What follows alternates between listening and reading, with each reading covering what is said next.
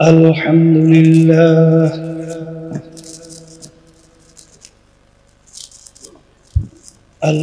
لله نحمده ونستعينه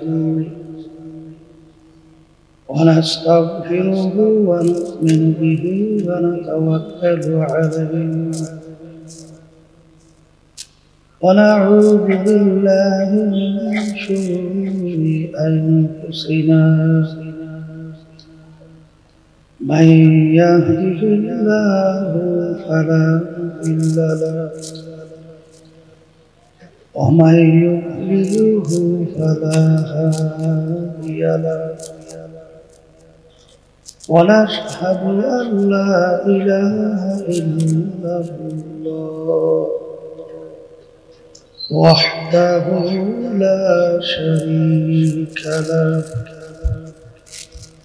ونشهد أن محمدًا عبده ورسوله أما بعد فأعوذ بالله من الشيطان الرجيم بسم الله الرحمن الرحيم يا أيها الذين آمنوا صلوا عليه وسلموا تسليما اللهم صل على سيدنا ونبينا شفيعنا وحبيبنا ومولانا محمد صلى الله عليه وعلى آله وصحبه وبارك وسلم اللهم صل على سيدنا ونبينا شفيعنا وحبيبنا ومولانا محمد صلى الله عليه وعلى آله وصحبه وبارك وسلم اللهم صل على سيدنا ونبينا شفيعنا وحبيبنا ومولانا محمد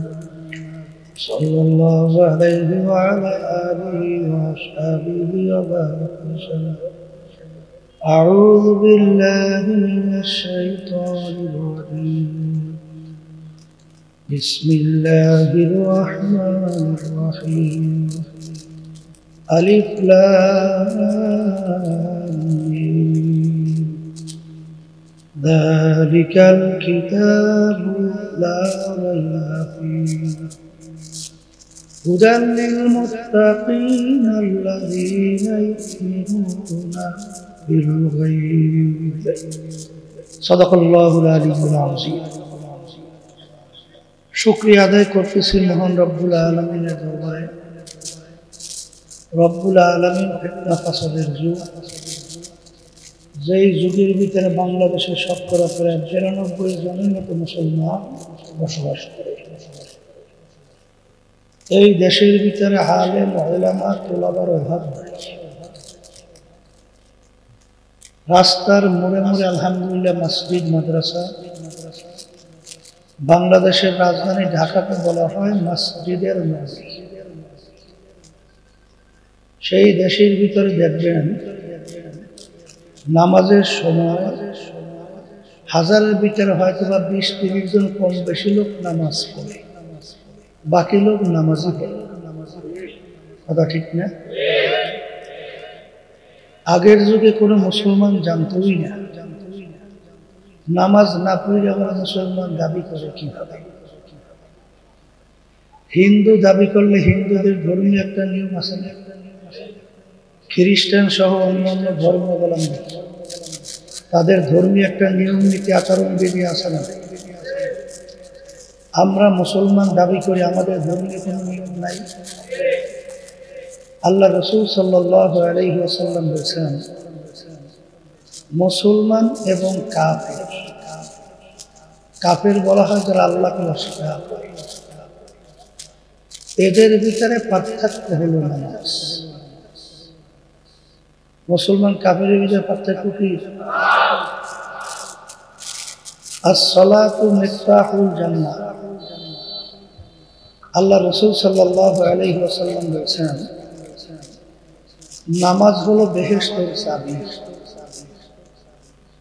যারা বেহেশতে ঢুকতে চায়, নামাজ নামক চাবি ছাড়া আপনার জন্য বেহেশতের দরওয়াজা খুলবে না।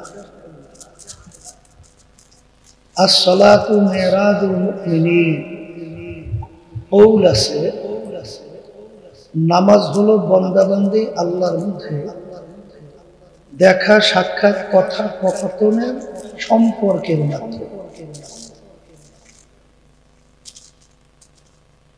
ইন্নাস সালাতা তানহা আনিল ফাহশাই ওয়াল মুনকার। আল্লাহ রাব্বুল আলামিন বলেছেন, নামাজ তোমাদের সমস্ত খারাপ কাজ থেকে ফিরাইয়া রাখবে।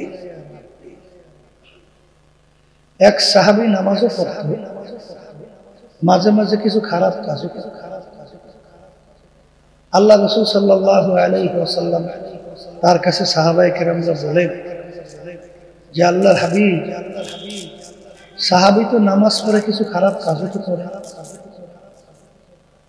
আল্লাহ রাসূল সাল্লাল্লাহু আলাইহি ওয়াসাল্লাম বলেন, তাকে ছেড়ে দাও, নামাজ পড়তে থাক। এক সময় দেখা গেল আল্লাহর বান্দার সমস্ত খারাপ কাজ থেকে খারাপ। তা আমরা কি পাইলাম? মুসলমান কাফেরের ভিতরে পার্থক্যকারী কি? বেহেশতে ঢোকার চাবি, আল্লাহর সঙ্গে সম্পর্কের মাধ্যম, সমস্ত খারাপ কাজ থেকে ফিরাই রাখা কিসে? এখন আমার বাজানদেরকে বলবো, পর্দালে মা বোনরা যারা শুনতেছে, নামাজ কখন ছাড়া যায়, কখন ছাড়া যায় না। অনেকে তো আমরা একটু কাজ দেখাই, অনেক সময় নামাজ কাজা করি, আছে না নাই? জোরে বলেন আছে না? আবার অনেকে মনে করে জুমার দিন সপ্তাহে একদিন হাজিরা দিলেই তো হয়, আছে না নাই? আসলে এক ওয়াক্ত নামাজ পড়বে বলতে বলতে অন্য ওয়াক্ত আসছে। কেউ যদি ইচ্ছা করে আলিশানি করে এক ওয়াক্তের নামাজ অন্য ওয়াক্তে নিয়ে কাজা করে পড়ছে, কাজটা করছে ইচ্ছে করে। এই অপরাধের জন্য দুনিয়া এবং আখিরাতের সময় হিসাব করার পরে দেখা গেছে কোরআন এবং হাদিস অনুযায়ী 2,88,00,000 বছর জাহান্নামের আগুনের ভিতরে জ্বলতে। নামাজ কখন সারা যাবে না। মহিলার সন্তান খালাস হইতেছে, বেশিরভাগ ভিতরে কম ভাগ বাহিনী। এই অবস্থায় যদি নামাজের রক্ত দেওয়া শুরু করি, যে কোনো প্রক্রিয়া ইশারার মাধ্যমে হই, তখন আল্লাহর বান্দির নামাজ আদায় করা ওই সময়ও উঠল। এখন আপনি কোন কষ্ট করে নামাজ ছাড়বেন?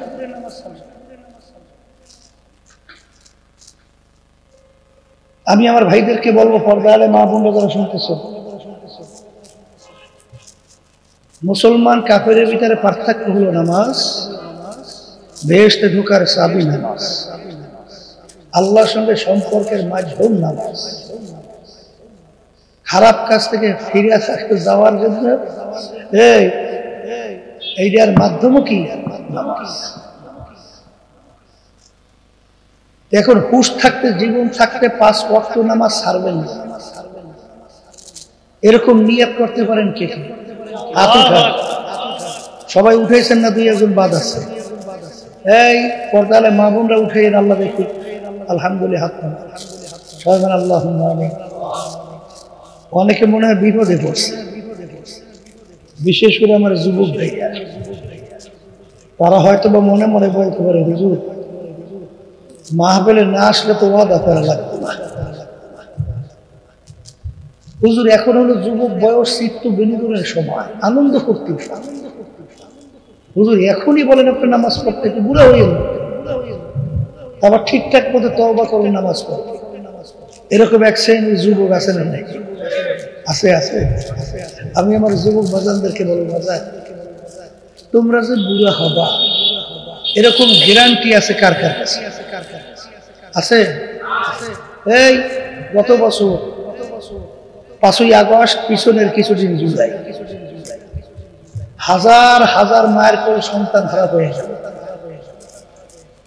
এর ভিতরে যুবকের সংখ্যা, ছাত্র সংখ্যাই তো বেশি। কথা বলে, ওরা কি বুঝতে পারছিল যে আমাদের এই জীবনের দুনিয়া শেষ, আর কোনোদিন দেখতে পাবো না?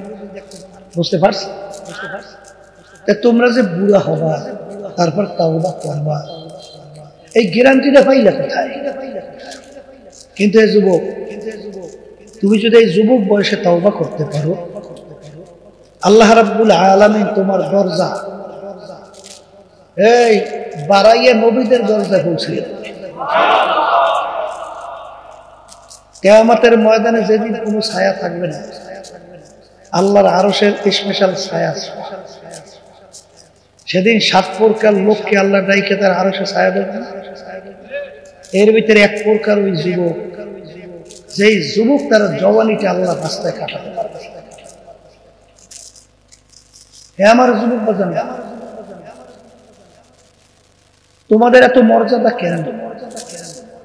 ওই একটা প্রবাদ বাক্য আছে না, বাঘ বুড়া হইতে হইতে দাঁত পড়ে গেছে, শরীরে শক্তি কমিয়ে গেছে, নখ ভুতা হয়ে গেছে, এখন ওর শক্তিও নাই, দাঁত দিয়ে কামড়াইয়া সিরিয়া খাবে সেই শক্তিও নাই। এখন বসে বসে তওবা করে। জীব হত্যা মহাপাপ, জীব হত্যা মহাপাপ। এখন এই তওবার মূল্যটা কি? ও জীব যে ধরবে সেই শক্তি ওর আছে না? কিন্তু ভূত হয়ে গেছে, ধরতেই খাইবে কি করে? দাঁতি।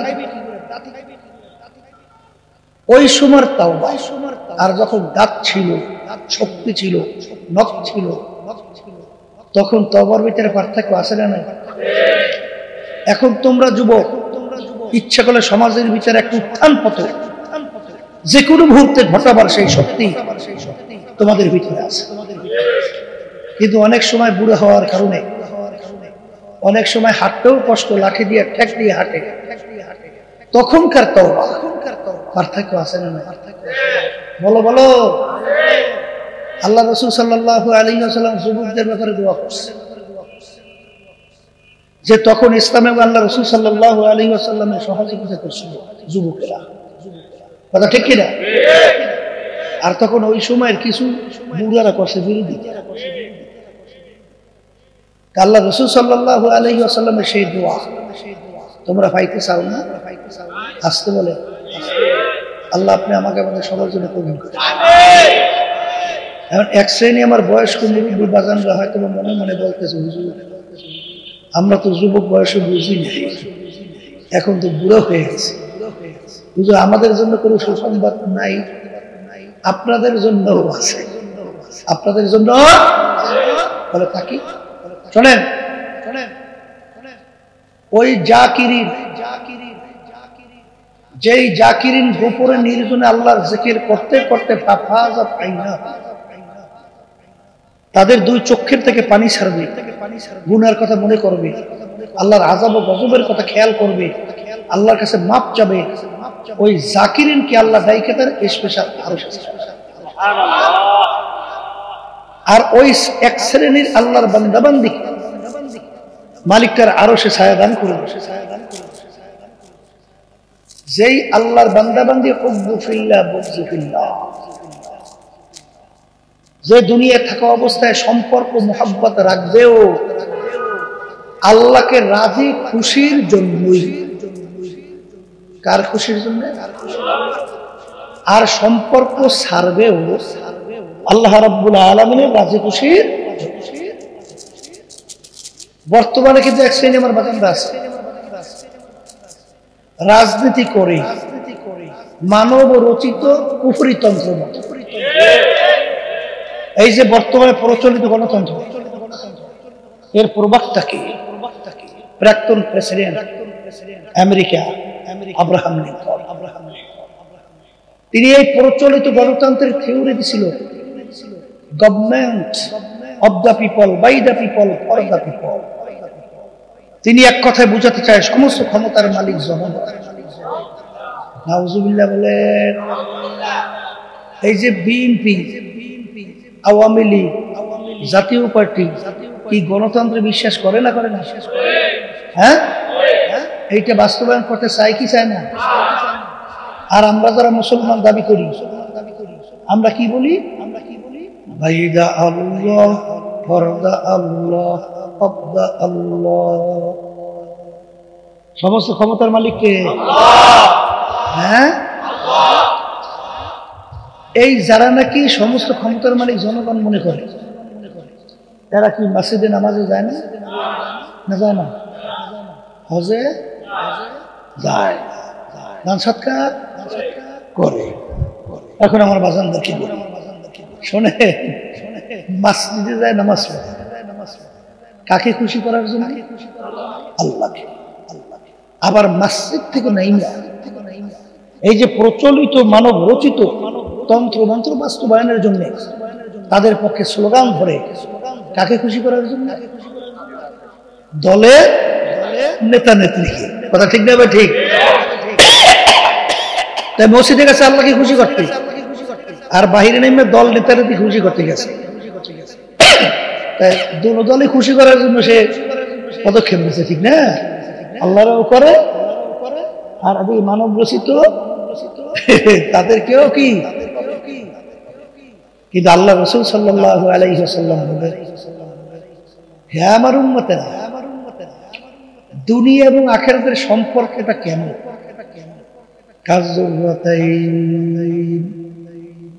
দুই সতীনের মতো। দুই সতীন চেনেন আপনি? রাজশাহীবাসী আবার বুঝে না, বুঝেন আল্লাহ। মানে এক পুরুষের দুই বউ স্ত্রী। এখন দুই স্ত্রীর ভিতরে একজন আরেকজনের সতীন বলি আমরা। আপনারা কি বলেন? বুঝছেন তো? তাহলে তো বুঝছেন, ঠিকই আছে। আচ্ছা আচ্ছা, বলেন তো, এক স্বামী একসঙ্গে দুই স্ত্রীকে খুশি রাখতে পারে? এরকম পুরুষ আমার বয়সে আমি শুনিও না, ইতিহাসে। আর আপনাদের এলাকায় কি অবস্থা? একজনকে খুশি করলে আরেকজন ভেজা না হয় না? গ্রামে একটা কথা আছে, বুঝছেন? তা স্বামী এক স্ত্রীতে খুব ভালোবাসে, পাকশাকও খুব ভালো, সে তো পাকশাক করে। আর এক স্ত্রী তো জেদে অস্থির হয়ে রয়েছে, আরে কেমনে তার কাছে খারাপ বানাই। এখন সে তো পাক করতে আছে, একটু পাক করিয়ে একটু ফাঁক জায়গায় গেছে, ফাঁকে যাই আর একজন কত নুন মুখ ভরিয়া ওই তরকারির মধ্যে দিয়ে রাখি আসে। এখন স্বামী যখন খাইতে বসছে, নুনের জ্বালায় মুখে দেওয়া যায়। এখন বুঝছে ঘটনা কি হয়েছে। এখন বলতে আছে, আজকে পাকটা এত সুন্দর হয়েছে, খাওয়ার মতো। এখন সে নুন দেশে দৌড়িয়ে আসছে, আজকে পাকটা খুব সুন্দর হয়েছে। বলে খাইতেন ভালো করে, যদি একটু নুন না দেতা তা খাইতে জবর খাওয়া।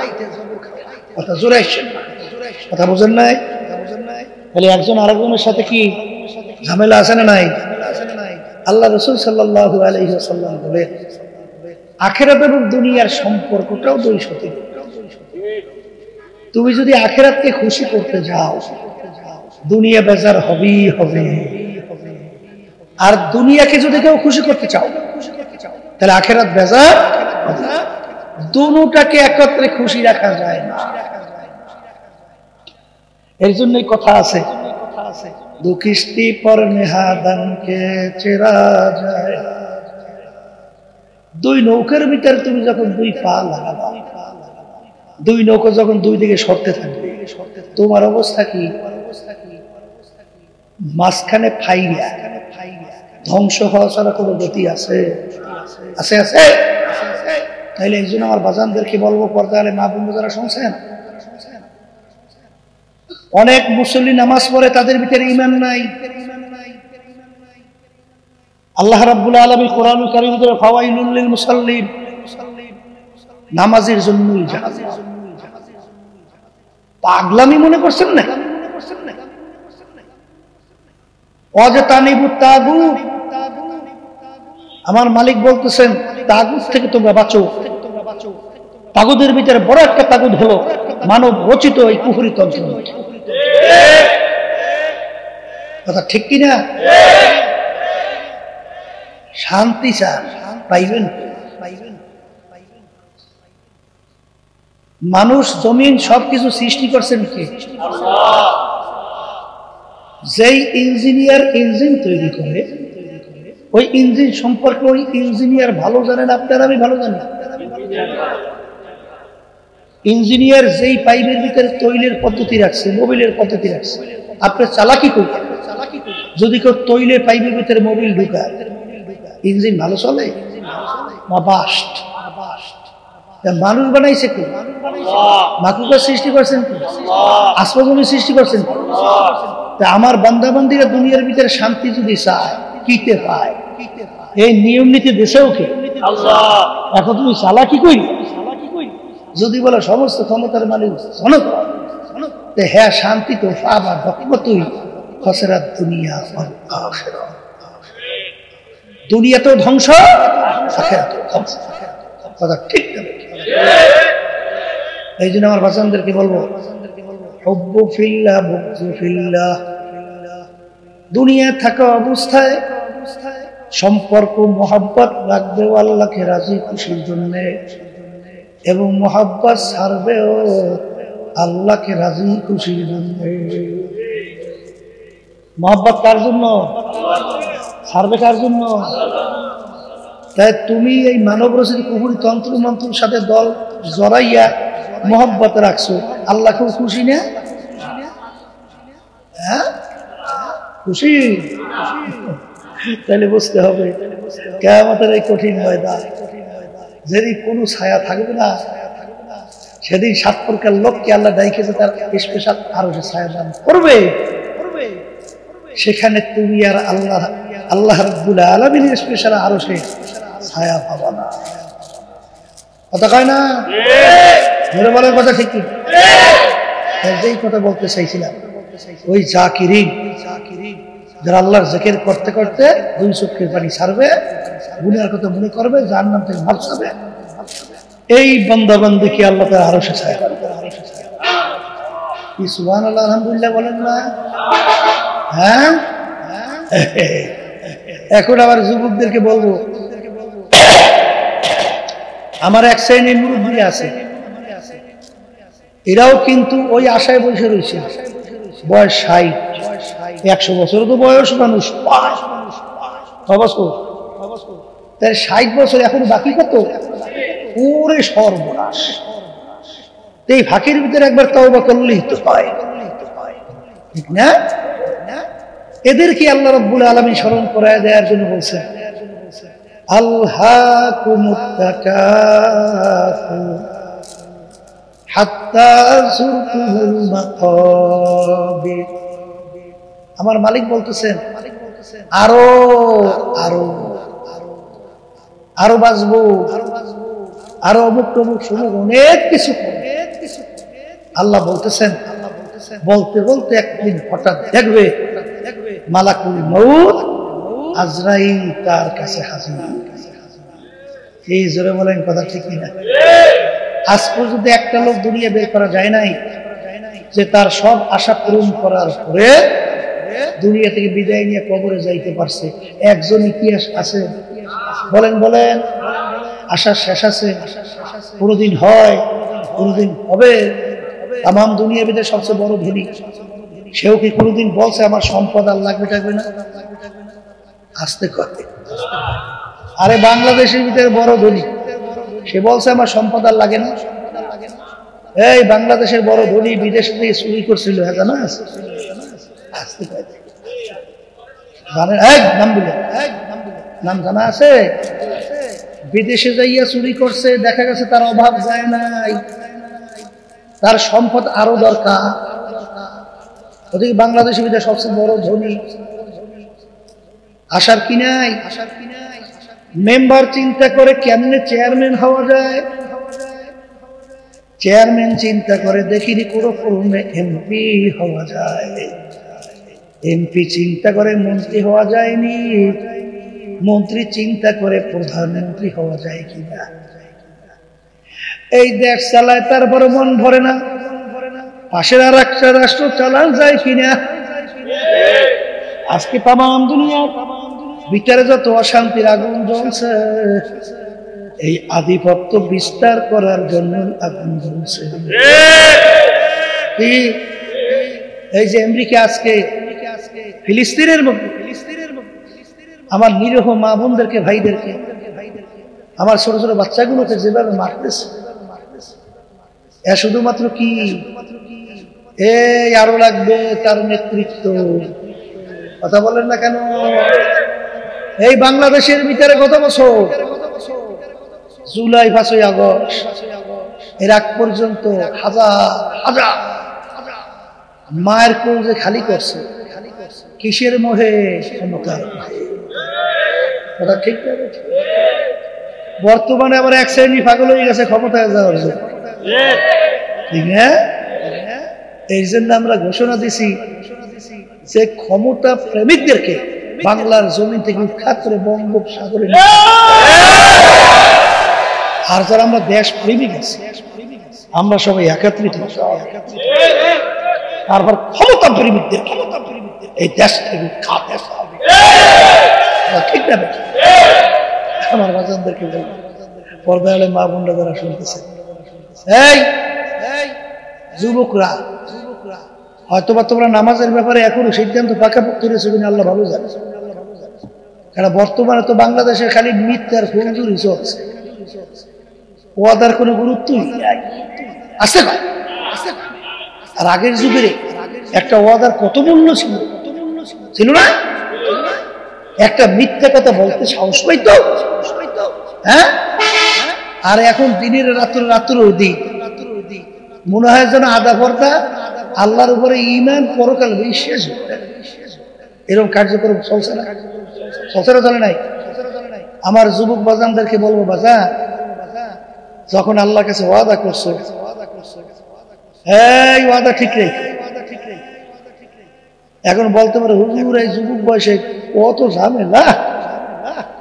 আবার অনেকে মনে করেন এই ফজরের সময় শীতের রাত্রে ঘুমাই, এই কেমনে উঠে বুঝতে কেমনে নামাজ টামাজ পড়া? হুজুর কোন ঝামেলা নাই, আমার মালিক ওয়াদা করছেন, আল্লাযীনা জাহাদু ফীনা লানাহদিয়ান্নাহুম সুবুলানা ওয়া ইন্নাল্লাহা লামাআল মুহসিনিন।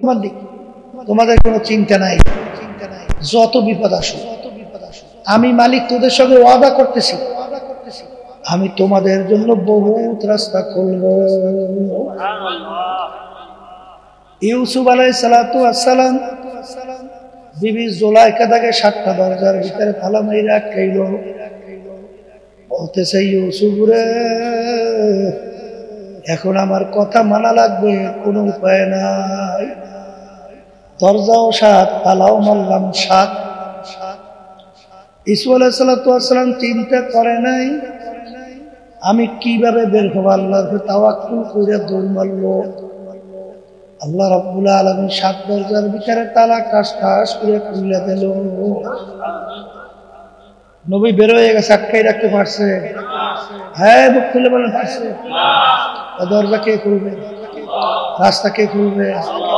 হ্যাঁ, আমার আব্বাজানের মুখে শুনছিলাম আমার দাদাজান রহমাতুল্লাহি আলাই কথা।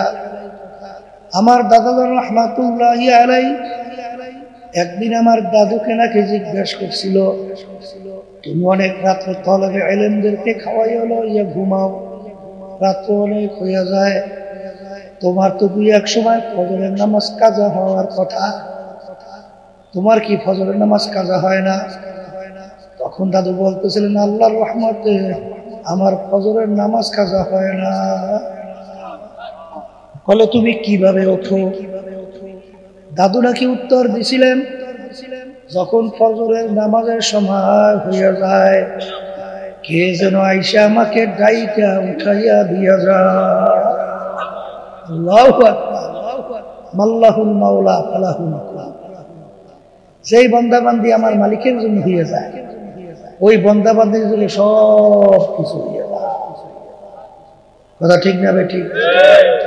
তাহলে কি ওয়াদা একটু মজবুত করে করা যায় না? আসতে পারে? যায় না, যায় না, যায় না। আল্লাহর বান্দা, নামাজ পড়লে লাভ তোমার না আমার? হ্যাঁ, তাইলে সে নিজের লাভ বোঝে না, এর সে বোকা দ্বিতীয় আছে কি? হ্যাঁ, আর আশায় থাকবা না শুরু করবো? আল্লাহর রহমত, আল্লাহ আপনি কবুল করেন। এই জন্য আল্লাহর কাছে দোয়া করতে হয়। তাআত তৌফিক তাআত হামজাতু, তাআত তৌফিক তাআত হামজাতু, ইয়া বানাত ওয়া ইজাবাত হামজাতু। হে আমার দয়ার মালিক, আপনি যদি আমাকে তৌফিক শক্তি না দেন, কখনই আপনার পর্যন্ত পৌঁছা আমার দ্বারা কোনদিন সম্ভব না। আল্লাহর কাছে কি চাওয়া লাগবে? বলেন বলেন বলেন, আল্লাহ কবুল করে দেন। এখন কথা হলো মাহফিল বুঝের জন্য যারা মানুষ তারা বুঝবে। সুরতে মানুষ ভিতরটা আবু জাহাল উতবা সাহেব আবুল হাম্মাদ বুঝবে না, আসতে পারে বুঝবে। আবু জাহালকে আল্লাহর হাবিবের পবিত্র জবান থেকে দিনের দাওয়াত পাওয়ার পরে বুঝছিল, ঈমান আনছে আরে নাই। আল্লাহর হাবিবের থেকে প্রায় 3200 মতো মুজিজা আল্লাহ প্রকাশ করেছে। এত মুজিজা দেখার পর শোনার আবু জাহেল মার্কা ঈমান আনছে আল্লাহর হাবিবের দরবারে। এক ছোট্ট মায়ের দুধ পানকারী বাচ্চা নিয়ে আসছে দোয়ার জন্য, ছোট্ট দুধ পান। আল্লাহ রাসূল সাল্লাল্লাহু আলাইহি ওয়াসাল্লাম বাচ্চাটাকে দেখে মিসকি মিসকি হাসছে। হাসি আল্লাহ রাসূল সাল্লাল্লাহু আলাইহি ওয়াসাল্লাম বাচ্চাটাকে প্রশ্ন করলেন, হে বাচ্চা বলো তো আমি কে? কাকে জিজ্ঞেস করে? মায়ের দুধ পানকারী বাচ্চাকে জিজ্ঞেস করে আল্লাহ রাসূল সাল্লাল্লাহু আলাইহি ওয়াসাল্লাম, বলো আমি কে? আল্লাহর কুদরত ওই বাচ্চার জবান খুলে বাচ্চা ডাক দিয়ে বলে, আপনি মুহাম্মদুর রাসূলুল্লাহ সাল্লাল্লাহু আলাইহি ওয়াসাল্লাম, আল্লাহর নবী। এই ঘটনা আবু জাহেল মার্কা দেখছে, শুনছে, ঈমান আনছে আনছে। এই আবু জাহেল মার্কা এরকম ঘটনা কত, প্রায় 3200 মতো, 3200 এই ঘটনা দেখার পরেও আবু জাহাল উতবা সাহেব ঈমান আনছে। তাহলে আল্লাহর হাবিবের জামানায় এক শ্রেণী আবু জাহাল ছিল, মাঝখানেও গেছে, বর্তমানেও আছে, কিয়ামত পর্যন্ত থাকবে। এরা কিন্তু বুঝবে না, ঠিক কি না? আর যাদের কপাল ভালো, আলোচনা করলেই আল্লাহর রহমতে তাদের বুঝেছে। বরফির আব্দুল কাদের জিলানী রাহমাতুল্লাহি আলাইহি, তার দরবারে এক মুরব্বী গেছে হুজুর বয়ান শোনা, কিছুক্ষণ থাকি আবার রওনা। এখন লোকেরা চিন্তা করলো লোকটাকে অপরিচিত মনে হয়, বাড়ি আসছিল কেন? এখন আবার যাও, জিজ্ঞাস করে, ভাই আপনার বাড়ি কোথায়? অমুক জায়গায়। ও আল্লাহ, অনেক দূর, আপনি আসছেন কেন? বলে হুজুর বয়ান শোনা। তাহলে এখন আবার রওনা করলেন, বলে হুজুর বয়ান শোনা হয়ে গেছে। বলে বলেন, আমরা এতদিন যাবৎ খালি হুজুর বয়ান শুনি, আমাদের মনে হাসুদাই মেটে না, আর আপনি বললেন বয়ান শোনা হয়ে গেছে। বলে ভাই, আমি তো বুড়া মানুষ, চিন্তা ভাবনা করে দেখছি, হুজুরের কথা আমি বেশি মনে রাখতে পারবো না। তাই হুজুর কথা বলতে বলতে এমন একটা কথা বললে ফেললো, আমি চিন্তা ভাবনা করে দেখলাম এই একটা কথাই আমার জীবনের জন্য যথেষ্ট। কি কথা? বলে হুজুর বয়ান করতে করতে এমন একটা কথা বললেন যে আল্লাহর বান্দারা কবরের যাতনা, কথার কথা, তোমরা গুনার কাজ আর করবা না, নেকের কাজ করবা না। তখন আমি নিয়ত করে ফেলছি, আমি আর হুঁশ থাকতে গুনার কাজ করবো না, নেকের কাজ ছাড়বো না। বয়ান আর লাগে আসতে করতে। এখানে মজলিসে যারা আছেন একটু বুঝেছে, এই নামাজ পড়া কি? ওই দেখেন ওয়াজ তো হুজুর এইটাই পড়বে, নামাজ পড়া কি আপনারা জানেন না? আচ্ছা রমজানে রোজা রাখেন, ওই দেখেন তাও জানে। ধনীর হজ যাকাত আদায় করা তাও জানি, পর্দা করা ওয়াল্লাহ পর্দা করাও বড় তাও জানে, কিন্তু এখন বর্তমানে বেপরদার পাল্লা। আল্লাহর বান্দারা সব যদি একত্রিত হয়ে বলে আল্লাহর পর্দা হুকুম লাগবে না, কি আল্লাহর হুকুম পর্দা ফরজ বাদ হইব? আর কোনো দিক ফরজ তো ফরজ ফরজ, কথা ঠিক না? ঠিক। এর জন্য রাস্তাঘাট হাঁটবেন, বিভিন্ন জায়গায় যান, তখন বেপরদা মহিলা সামনে পড়লে চোখ নিম্নগামী করে রাখা, তার দিকে নজর না রাখা। আল্লাহ বলছে, কথা ঠিক না? ঠিক। এই জন্য আমার বাজানদেরকে বলবো, পর্দা আলে মা বোনদেরকে বলবো, সব জানি, এই হারাম থেকে বাঁচা কি ফরজ না? তাও তো জানি, কিন্তু এরপরেও এক শ্রেণী আমার বাজানরা পর্দা আলে মা বোনরা আছেন না, নামাজ পড়ে না, আসক্ত আছে, রমজান মাসে রোজা ঠিক মতো রাখে না, আছে না? এই ধনী হয়েছে হজ যাকাত আদায় করে না, আছে না? এই হারাম তো বর্তমানে হয়ে গেছে এখন বলতে গেলে কি জানি কি কয় কে জানে, মানে খুব মজার খাদ্য, ঠিক না? ঠিক। এই যে সাদাবাজি চলছে সব হালাল না? হালাল না হারাম? এই হারাম না হালাল? যেই রক্ত এবং গোশত হারাম মালের দ্বারা তৈরি হবে, আল্লাহ রাসূল সাল্লাল্লাহু আলাইহি ওয়াসাল্লাম বলেন ওর জায়গা জাহান্নাম ছাড়া হবে না। জানে তো মানে হ্যাঁ, ঘুষ খায় না, সুদ খায় না। আল্লাহ রাসূল বলেন ঘুষ বেউন্য এবং নেউন্য কিলাহুমা ফিন্নার, ঘুষ দেওয়া নেওয়া দুটোটাই জাহান্নামী। কথা ঠিক না? ঠিক। সুদের ৭০টার মতো গুনাহ, এর ভিতরে ৭০ গুনাহ মায়ের সঙ্গে নাউযুবিল্লাহ অপকর্মের চেয়েও ঘৃণিত। জানার পরেও নামাজও পড়ে, সুদে আছে না নাই?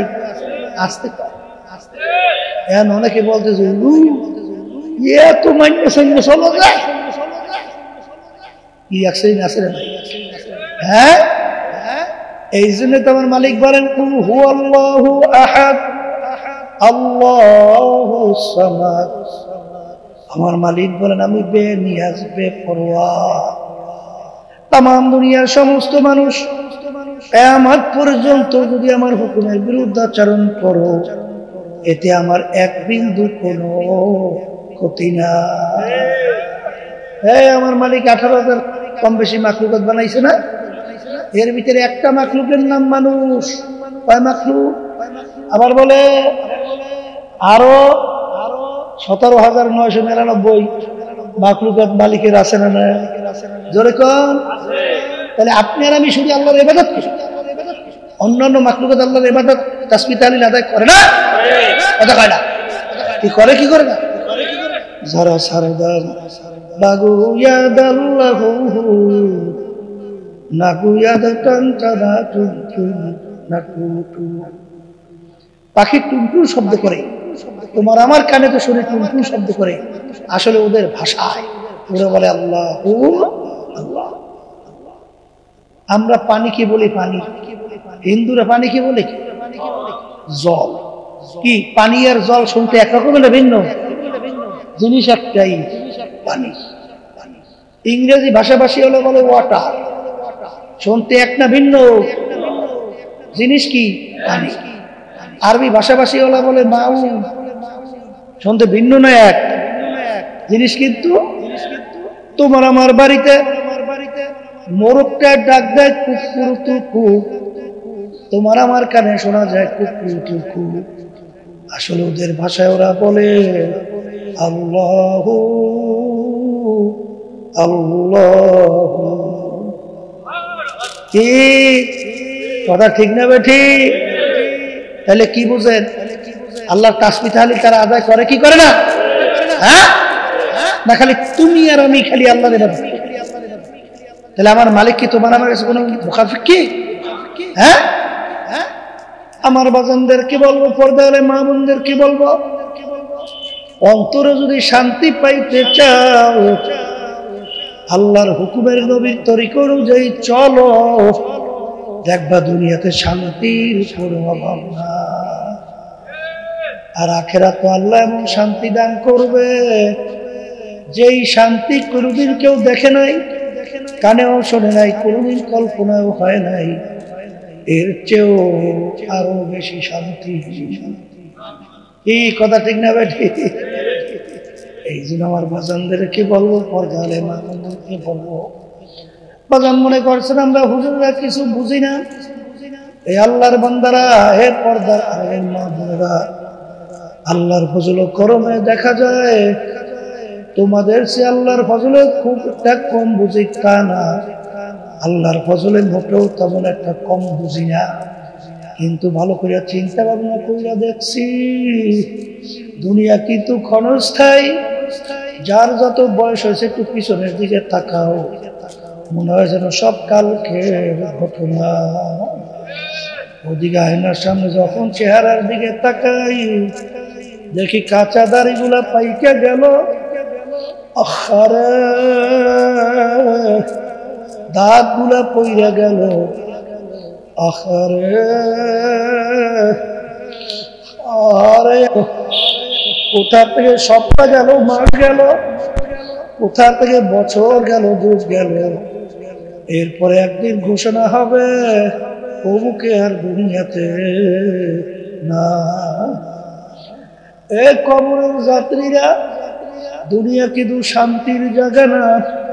কেউ কোনোদিন পায় না, কেউ কোনোদিন পাবে না। আর দুনিয়া দারুল মেহনে ওয়াল বালা, আর দুনিয়া দারুল মেহনে ওয়াল বালা। দুনিয়া কষ্ট ক্লেশের জায়গা, এখানে কেউ শান্তি চাইলে কেউ কোনোদিন পায় নাই, আর কেউ কোনোদিন পাবে না। আখেরে কিয়ামতের ময়দানে আমার মালিক কুরআনুল কারীমের মধ্যে তোমাকে আমাকে স্মরণ করায় দাঁড়াবেন বলছেন। একজন আর একজনকে জিজ্ঞাসা করবে, ভাই কাম লাবিসনা, আমরা দুনিয়ার মধ্যে কতদিন ছিলাম? একজনে বলবে লাবিসনা বাদান আও লাবিসনা ইয়াওমান আও বা'দা ইয়াওম, একদিন অথবা একদিনের কিছু অংশ ছিলাম মনে হয়। আর একজন বলবেন না না, আখিরে যারা হিসাব রাখছে তারাই বলতে পারবে। আমার তো মনে হয় এক দরজার থেকে ঢুকলাম, অন্য দরওয়াজা থেকে বের হইয়া আসলাম। এরকম ঢুকলাম আর বের হইলাম, এরকমই মনে হয়। যার যত বয়স হয়ে গেল পিছনের দিকে তাকাইয়া দেখো, আরে মনে হয় সব কালকের ঘটনার স্বপ্নের মতো। এরপরে ঘোষণা হইবে আর দুনিয়াতে নাই। এই দুনিয়ার পিছনে পইরা যারা আখিরাতের জিন্দেগি শুরু আছে আর কোনদিন শেষ না, ওই জিন্দেগি যারা ধ্বংস করবা বাজান, উলাইকা কাল আনআম, এই মানুষগুলো চতুষ্পায় জানোয়ারের মতো। কির মতো? চতুষ্পায় জানোয়ারের মতো। তোমার বাড়ির পাশে গোয়াল ঘরের গরুটা বাজান মাঠে যখন নিয়ে যাও, ঘাস খায় সারাদিন, আবার যখন ঘরে নিয়ে আসো, খাইয়া লইয়া শুইয়া পায়খানা প্রস্রাব করে রাত্র কাটায়, আবার পরদিন যখন ঘাসের মাঠে নিয়ে যাও, আবার ঘাস খায়, আবার একটু ডিউটি। কিন্তু বাজান তোমার সাধারণ 24 ঘন্টা যদি শুধু চিন্তাই থাকে কি খাবো। রহমতুল্লাহি আলাইহির কাছে শুনছিলাম বয়ানের মধ্যে, এ আল্লাহর বান্দারা, পর্দার আড়ালের মা বোনেরা, কিয়ামতের ময়দানে মাওলার সামনে উঠবা। বেহেশত কারা কারা যাইতে চাও? সবাই তো হাত উঠাইয়া বলে, হুজুর আমরা সবাই বেহেশতে যাইতে চাই। তখন দাদাজান বলেন, আলহামদুলিল্লাহ। কিন্তু বাজান তোমাদের কাছে একটা কথা জিজ্ঞাসা করি, তোমার বাড়ির পাশে হিন্দু হরিচরণ, ও দাড়ি কামায়, তুমিও দাড়ি কামাও, ওর বিবি পর্দা নাই, তোমার বিবিও পর্দা নাই, ও 5 ওয়াক্ত নামাজ পড়ে না, তুমিও 5 ওয়াক্ত নামাজ পড়ো না। ও হারাম হালাল তুমি পার্থক্য করা খায় না চলে না, তুমিও খাও না চলো না। ও সুন্নাত তরিকায় চলে না, তুমিও চলো না। এখন তোমার বিচার তুমি করো। যদি কিয়ামতের ময়দানে তোমাকে আমার মালিকের বেহেশতের ভিতরে জায়গা দিতে হয়, তাহলে তোমার বাড়ির পাশের হিন্দু হরিচরণ কি দোষটা করলো? তাইলে বোঝা গেল হরিচরণ মার্কা আমল নিয়া আমার মালিকের দরবারে হাজিরা দিলে বাগান বেহেশতে চিরস্থায়ী শান্তির জায়গা হওয়ার জায়গা। এই জন্য আমার বাজানদেরকে বলবো, পর্দারে মা বোনদেরকে বলবো, বাজান ভালো করে চিন্তা ভাবনা করে দেখলাম দুনিয়ার ভিতরে কত লেখক কিতাব লেখলো, বই লেখলো, কত লেখা লেখলো, কিন্তু আজ পর্যন্ত কেউ বলতে পারে নাই আমার কিতাবের বইতে কোনো ভুল নাই। একমাত্র একটাই দুনিয়াতে কিতাব যার শুরুতে আমার মালিক চ্যালেঞ্জ হিসেবে বলেন যালিকাল কিতাব লা রাইবা ফীহি, এই যে কিতাব দেখো এর ভিতরে ভুল সন্দেহ বলতে কিছু না।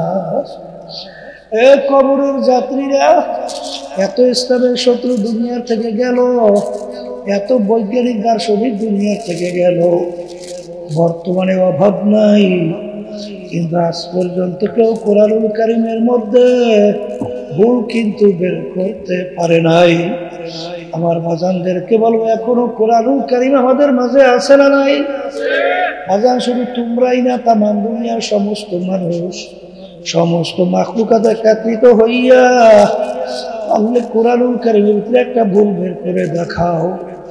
আজ পর্যন্ত কেউ পারে নাই, কোনদিন পারবে না। এই জন্য আমার বাজানদেরকে বলবো ওই কোরআনুল কারীমের ভিতরে আমার মালিক বলেন ইন্নাল্লাযীনা আমানু ওয়া আমিলুস সালিহাত কানাত লাহুম জান্নাতুল ফিরদাউসি নুজুলা। ঈমান আনার পরে যারা আমলে সালেহ করতে পারবে আমার মালিক বলেন তাদের জন্য আমি মেহমানখানা বেহেশত তৈরি করে রাখছি। আল্লাহ আপনি আমার জন্য আমাদের সবার জন্য কবুল করে নেন। কিয়ামতের ময়দানে আমার মালিক বান্দা বান্দিকে উঠাইয়া তাদের আমলনামা দাঁড়িপাল্লায় দিয়ে ওজন দেবে। যাদের নেকের পাল্লা হালকা হবে, গুনার পাল্লা ভারী হইয়া যাবে। আমার মালিক ফেরেশতাদেরকে বলবে ফাগুল্লুহু, ওদেরকে বান্ধ, মিন ওয়ারাইহিম জাহান্নাম, ওদেরকে ফিকা ফিকা আমার শাস্তির জায়গা জাহান্নামের মধ্যে ফালাইয়া দাও। তখন আমি বলিনি, আল্লাহ বলছেন, আমি শুনাইতেছি। এই জন্য আমার বাজানদেরকে বলবো, পর্দালে মা বোনদেরকে বলবো, দুনিয়া কিন্তু ক্ষণস্থায়ী। এ বড় লোক আমার বাবারা, এ ধনী আমার বাবারা, ক্ষমতা সম্পন্ন আমার বাবারা, পর্দালে মা বোনেরা, ভালো করে মনকে বুঝাও, তারপর কবরের দিকে রওনা করো। আমার আব্বাজান রহমাতুল্লাহি আলাইহি বলতে, ডাকাইতের দলের সর্দার, ওর কত পাওয়া, ও লোক অন্যায় করলে অনেক সময় গুলি করে মাইরেও ফেলায়, কিন্তু আর মাতুব্বারি সর্দারি কতক্ষ পুলিশের হাতে অ্যারেস্ট হওয়ার আগ পর্যন্ত, যখন পুলিশের হাতে অ্যারেস্ট হইয়া যায়, ওকে ধইরা যখন বুক দিয়া পাড়ায় লাথি মারে, যখন হাড্ডি গুড়ি ভাইঙ্গা ফেলায়, কোথায় যাওয়ার সারগিরি, কোথায় যাইবে আর সর্দারগিরি। ঠিক বাজার আজকে চক্ষু খোলা দুনিয়ার স্বাধীনতা পাইয়া আজকে কত পরিচয় দিয়া চলি। টাকার গরমে, ক্ষমতার গরমে, দলের গরমে সরাকে অনেকে ধরা দেয় মনে করেন না, কিন্তু এক কবরের যাত্রীরা এই মাতুব্বারি সরদারি টাকার গরম, ক্ষমতার গরম, দলের গরম।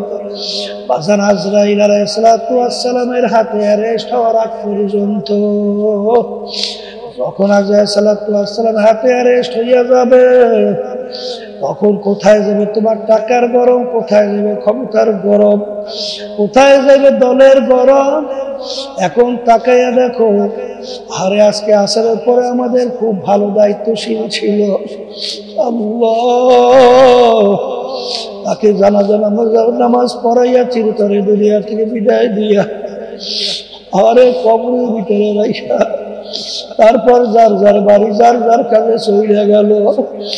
এখন মনকে বুঝায়, ওরে মন, এমন একদিন আসবে যেদিন সাদা 3টা কাপড় দিয়া তোমাকেও প্যাঁচ দেবে, আমাকেও প্যাঁচ দেবে।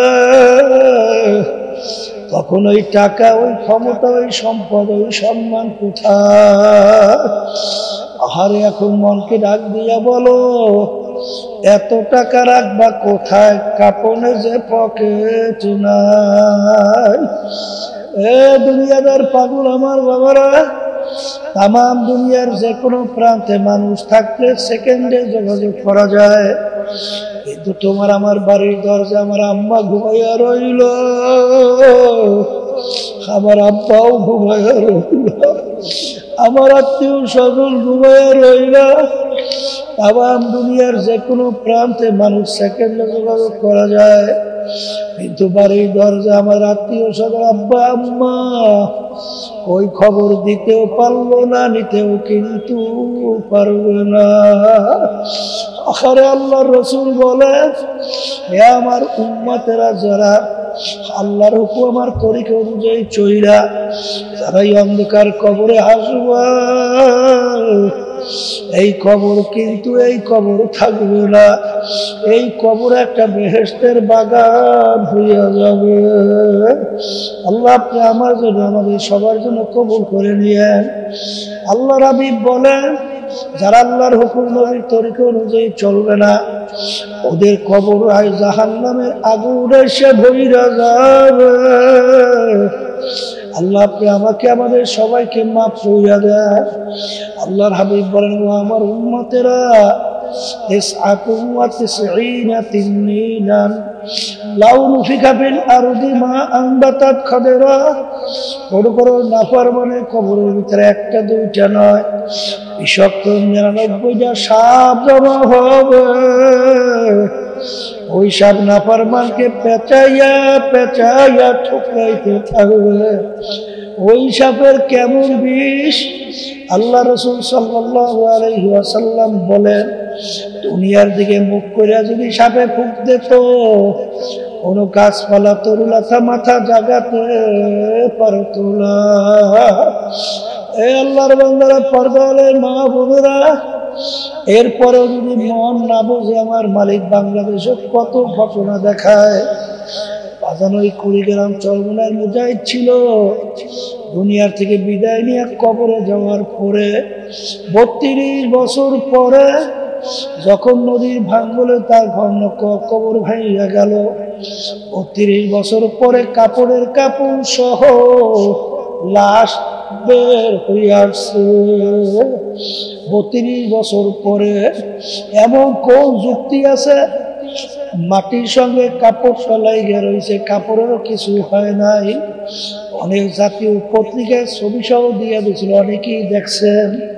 বাজা এরপর উঠে নিয়ে আব্বাজান রহমাতুল্লাহি আলাইহি তার নামের মাদ্রাসা ফজলুল উলুমের সামনে নতুনভাবে দাফন করছে। আমি কয়েক মাস আগেও সেই কবর জিয়ারত করে আসছি।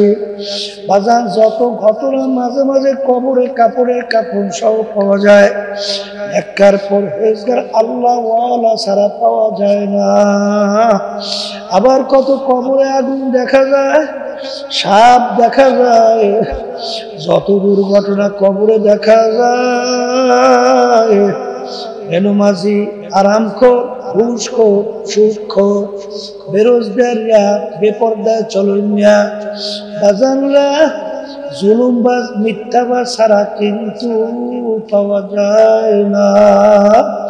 এই জন্য আমার বাজানদেরকে বলবো, পর্দালে মা বোনদেরকে বলবো, কোরআনুল কারীম কিন্তু সত্য। আর কোরআনুল কারীম যদি সত্য হয়, বেনমাজি যারা ঠিক মতো 5 ওয়াক্ত নামাজ পড়ে না, বেরোজগার যারা ঠিক মতো রমজানে রোজা রাখে না, বাজান ধনী হয়েছে হজ যাকাত আদায় করে না, যারা পর্দা করে না, হারাম হালাল তমিজ কইরা খায় না, চলে না, মিথ্যা বলে, জুলুম করে, এদের জন্য যে আযাব ও গজবের ঘোষণা আমার মালিক দিয়েছে, ওই 1 সেকেন্ড আযাব সহ্য করার শক্তি দুনিয়ার কোন মানুষের না। আমার মালিক বড় দয়ার মালিক, আমার মাওলা বড় মায়ার মাওলা। আমার মালিক যখন মাহফিলে নিয়ে আসছে, দিলটাকে ভাইঙ্গা খালেস তওবা কইরা হাত দুইটা মালিকের দিকে উঠাইয়া 2 চোখের পানি ছাইরা আমার মালিকের কাছে যদি মাপ চাওয়ার মতো চাইতে পারো, আমার মালিক ওয়াদা করছে শুধু মাফ করব তাই না, তোর নেক গুনাহকে আমি নেকের দ্বারা পরিবর্তন কইরা দেব। আল্লাহুম্মা আমিন। হে ঘরের মেয়ে লোকেরা হাত উঠাও, গুনার কথা মনে করো, 2 চোখের পানি ফালাও, মালিকের দরবারে আর মাপ চাও। যদি কান্না না আসে মন থেকে জোরে মন, একদিন এই ঘরের দরজা দিয়ে নতুন বউ হইয়া উঠছি ঘরে মন। কত মেয়ে লোকে শরবত খাওয়াইল, কত মেয়ে লোকে বাতাস করল, আবার এমন একটা সময় আসবে এই ঘরের দরজা দিয়া মরা লাশ হইয়া বেশ ছেলে কান্দে মামা করে, মেয়ে কান্দে মামা করে, জবাব তো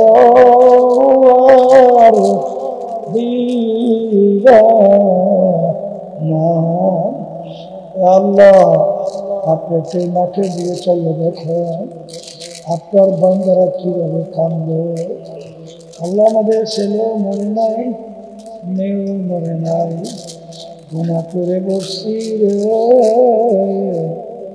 মাফ করে দেন গো মাওলা, মাফ করে দেন। আল্লাহর বান্দারা জোর করে কান্দে, সন্তান মারা গেলে চোখে পানি আসে, সম্পদ নষ্ট হয়ে গেলে চোখের ভিতরে পানি আসে। তোমার আমার গুনার কারণে জাহান্নামের আগুন জ্বলছে, জাহান্নামের আগুন চোখের পানি সারা ঠান্ডা হবে না। আল্লাহ, যাদের উসিলায় মাহফিল হইল, যারা চেষ্টা কাটিয়ে সাহায্য করলো, আমরা যারা মাহফিলে উপস্থিত হয়ে গেলাম, সবাই উপরে খাস মেহেরবানি নজর করেন আল্লাহ। আল্লাহ, আমরা হাত তুললাম জানি না এই উপস্থিতদের কার আম্মা, কার আব্বা, কার দাদা দাদু, নানা নানা আত্মীয় স্বজন অন্ধকার কবরে শুয়ে আছে।